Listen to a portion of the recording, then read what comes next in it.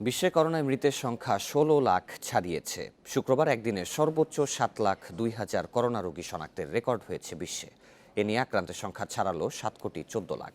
এ পর্যন্ত সুস্থ হয়েছেন ৪,৯৬,২৫,০০০-এর বেশি মানুষ। করোনা মোকাবিলায় হিমশিম খাচ্ছে সংক্রমণ ও মৃত্যুর দিক থেকে শীর্ষে থাকা যুক্তরাষ্ট্র। এরই মধ্যে ৩ লাখের বেশি মৃত্যুর সাক্ষী হয়েছে দেশটি। একদিনে ২,৪৬,০০০ শনাক্ত নিয়ে দেশটিতে সংক্রমিতের সংখ্যা ১,৬২,০০,০০০-এর বেশি। নতুন করে মৃত্যু হয়েছে ৩,০০০-এর। দ্বিতীয় ধাপের সংক্রমণে বিপর্যস্ত ইউরোপের বিভিন্ন দেশ।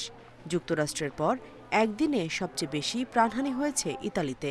৭৬১ জনের মৃত্যু নিয়ে দেশটিতে মোট প্রাণহানি ছাড়ালো ৬৩,০০০। জার্মানিতে প্রতিদিনই হচ্ছে নতুন রেকর্ড। সংক্রমণ নিয়ন্ত্রণে আরও কঠিন পদক্ষেপের পরিকল্পনা করছে সরকার। যুক্তরাজ্যে ভ্রমণকারীদের কোয়ারেন্টিনে থাকার মেয়াদ ১৪ দিন থেকে কমিয়ে ১০ দিনে আনা হয়েছে। অন্য বছরের মতো এবারে বড়দিন আনন্দের হচ্ছে না ফরাসিদের জন্য। করোনার বিস্তার রোধে ১৫ই ডিসেম্বর থেকে রাত্রিকালীন কারফিউ জারির সিদ্ধান্ত নিয়েছে মেখো সরকার।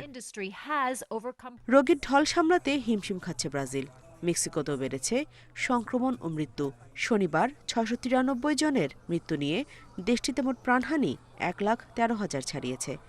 সংক্রমণ রোধে ফাইজারের ভ্যাকসিনের জরুরি প্রয়োগের অনুমোদন দিয়েছে মেক্সিকো।